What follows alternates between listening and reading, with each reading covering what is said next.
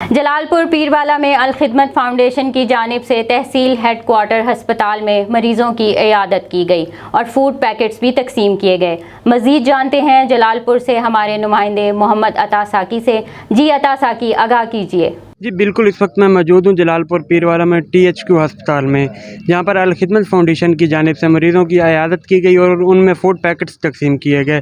میرے ساتھ الخدمت فاؤنڈیشن کے کچھ عہدیداران موجود ہیں، آئیے ان سے جانتے ہیں۔